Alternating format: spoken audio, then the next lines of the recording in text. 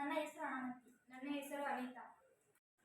ಈಗ ನಾವು ಒಂದು ಪ್ರಯೋಗವನ್ನು ಮಾಡಲಿಕ್ಕೆ ಹೊರಟಿದ್ದೇವೆ. ಆ ಪ್ರಯೋಗ ಎಂದರೆ ಕಾರ್ಬೊನೇಟ್ ಅಥವಾ ಬೈಕಾರ್ಬನೇಟ್ ಮತ್ತು ಆಮ್ಲದ ಪ್ರತಿವರ್ತನೆ. ಪ್ರಯೋಗದ ಉದ್ದೇಶ ಏನೆಂದರೆ ಲೋಹೀಯ ಕಾರ್ಬನೇಟ್ ಅಥವಾ ಬೈಕಾರ್ಬನೇಟ್ ಆಮ್ಲದ ಮತ್ತು ಆಮ್ಲದ ಪ್ರತಿವರ್ತನೆಯನ್ನು ಅರಿತುಕೊಳ್ಳುವುದು. ಪ್ರಯೋಗದ ಮೂರು ಪ್ರಮಾಣಗಳು ಒಂದು ರಬ್ಬರ್ ಬಿರಡೆ, ರಂಧ್ರವಿರುವ ರಬ್ಬರ್ ಬಿರಡೆ, ಸೋಡಿಯಂ ಬೈಕಾರ್ಬನೇಟ್, ಸೋಡಿಯಂ ಕಾರ್ಬನೇಟ್, ಸಾರಯುಕ್ತ ಹೈಡ್ರೋಕ್ಲೋರಿಕ್ ಆಮ್ಲ. ಆಧಾರ ಸ್ತಂಭ, ಅದಕ್ಕೆ ಜೋಡಿಸಿರುವ ಒಂದು ಪ್ರನಾಳ, ರಂಧ್ರವಿರುವ ಬಿರಡೆ, ಒಂದು ನಿರ್ಗಮನ ನಾಳ. ಈಗ ನಾವು ಪ್ರಯೋಗವನ್ನು ಮಾಡೋಣ. ಆಧಾರ ಸ್ತಂಭಕ್ಕೆ ನಾಳವನ್ನು ಜೋಡಿಸಿದ್ದೇವೆ. ಅದಕ್ಕೆ ಸೋಡಿಯಂ ಬೈಕಾರ್ಬನೇಟ್ ಅನ್ನು ಸೇರಿಸಿ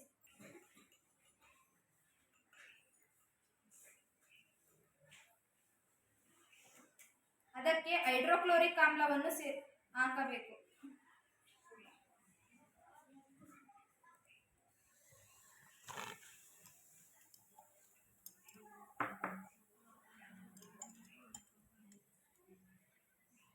ಸುಣ್ಣದ ತಿಳಿನೀರು ಹಾಲಿನ ಬಣ್ಣಕ್ಕೆ ತಿರುಗುತ್ತಿದೆ.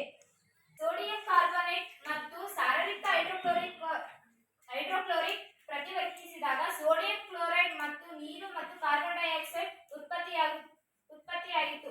ಕಾರ್ಬನ್ ಡೈಆಕ್ಸೈಡ್ ಅನ್ನು ಕ್ಯಾಲ್ಸಿಯಂ ಹೈಡ್ರಾಕ್ಸೈಡ್ಗೆ ಸೇರಿಸಿದಾಗ ಕ್ಯಾಲ್ಸಿಯಂ ಕಾರ್ಬೋನೇಟ್ ಮತ್ತು ನೀರು ಉತ್ಪತ್ತಿಯಾಯಿತು. ಆದ್ದರಿಂದ ಸುಣ್ಣದ ತಿಳಿನೀರು ಹಾಲಿನ ಬಣ್ಣಕ್ಕೆ ಪ್ರತಿವರ್ತಿಸಿತು. ನಾವೀಗ ಒಂದು ಪ್ರಯೋಗ ಮಾಡಿದೀವಿ. ಸೋಡಿಯಂ ಬೈಕಾರ್ಬನೇಟ್ಗೆ ಸಾರಯುಕ್ತ ಹೈಡ್ರೋಕ್ಲೋರಿಕ್ ಆಮ್ಲವನ್ನು ಹಾಕಿದ್ದೀವಿ. ಆ ಪ್ರಯೋಗದ ಫಲಿತಾಂಶ ಏನೆಂದರೆ ನಾವು ಸೋಡಿಯಂ ಬೈಕಾರ್ಬನೇಟ್ಗೆ ಹೈಡ್ರೋಕ್ಲೋರಿಕ್ ಆಮ್ಲವನ್ನು ಹಾಯಿಸಿದ್ದೀವಿ. ಆಗ ಅವು ಎರಡು ವರ್ತನೆಯಾಗಿ ಆಮ್ಲಗಳೊಂದಿಗೆ ಲೋಹದ ಕಾರ್ಬನೇಟ್ ಅಥವಾ ಲೋಹದ ಹೈಡ್ರೋಕಾರ್ಬನೇಟ್ ವರ್ತಿಸಿದಾಗ ಅದು ಲವಣ, ನೀರು ಮತ್ತು ಕಾರ್ಬನ್ ಡೈಆಕ್ಸೈಡ್ ಉತ್ಪತ್ತಿಯಾಗುತ್ತದೆ. ಇಲ್ಲಿ ಉಂಟಾಗಿರುವ ಲವಣ ಎಂದರೆ NaCl, ಸೋಡಿಯಂ ಕ್ಲೋರೈಡ್, H2O ನೀರು ಮತ್ತು ಕಾರ್ಬನ್ ಡೈಆಕ್ಸೈಡ್. ಇಲ್ಲಿ ಕಾರ್ಬನ್ ಡೈಆಕ್ಸೈಡ್ ಅನಿಲ ಉತ್ಪತ್ತಿಯಾಗಿದೆ.